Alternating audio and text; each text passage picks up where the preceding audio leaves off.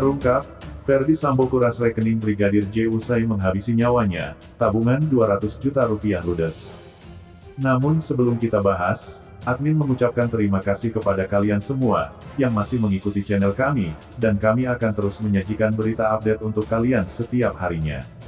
Sebanyak 4 rekening Brigadir J diduga dikuras atau dicuri oleh tersangka Ferdi Sambo. Hal tersebut diungkapkan oleh pengacara keluarga Brigadir J, Kamarudin Simanjuntak di depan Mabes Polri.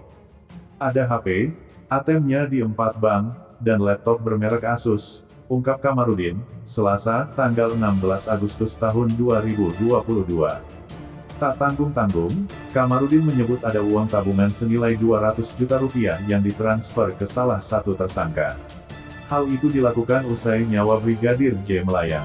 Tadi terkonfirmasi sudah, memang benar apa yang saya katakan bahwa tanggal 11 Juli tahun 2022 itu masih transaksi. Masa orang mati mengirimkan duit? Dari rekening almarhum mengalir ke tersangka 200 juta, terangnya. Kamarudin menyebut pihak kepolisian akan mengumumkan perkara ini. Sebelumnya Kamarudin juga menyinggung keterlibatan Pusat Pelaporan dan Analisis Transaksi Keuangan (PPATK), yang seharusnya ikut membongkar dugaan aliran dana yang mengalir di antara Ferdi Sambo dan para ajudannya yang terlibat. Sebelumnya, kuasa hukum Brigadir Yosua sempat mempertanyakan keterlibatan PPATK dalam kasus kematian kliennya. Ini tak terlepas dari aliran dana yang mengalir di antara Irjen Ferdi Sambo dan ajudannya. Periksalah semua rekening ajudan itu, libatkan PPATK, mereka yang bisa mengungkap itu. Berapa ember uang di rekening-rekening ajudan itu dan kemana aliran dan dari mana aliran itu berasal, tegasnya. Kamarudin menyebut ada aliran dana sebesar 600 miliar rupiah hingga 1 triliun di antara Ferdi Sambo dan para ajudannya. Maka dari itu ia mendorong agar PPATK ikut terlibat menyelidiki pusaran uang dalam kasus ini, dikhawatirkan ada pula yang mengalir ke sejumlah lembaga. PPATK respons seruan pengacara Brigadir J untuk periksa pusaran uang Ferdi Sambo.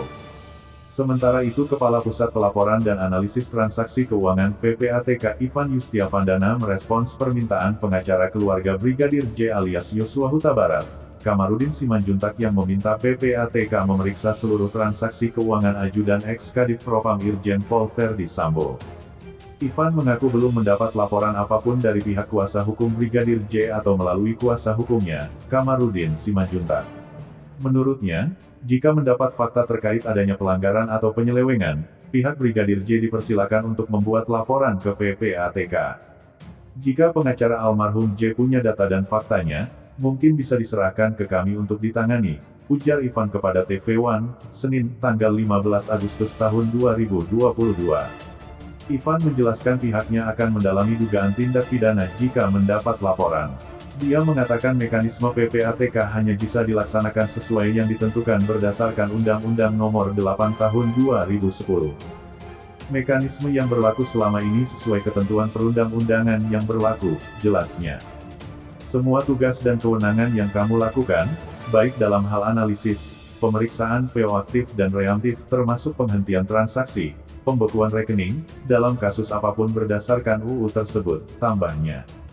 Dia menekankan PPATK terus berkoordinasi dengan pihak berwajib sebelum bertindak melakukan wewenangnya melacak transaksi sebuah perkara. Kami terus koordinasi dengan penegak hukum dalam hal proses analisis atau pemeriksaan yang dilakukan.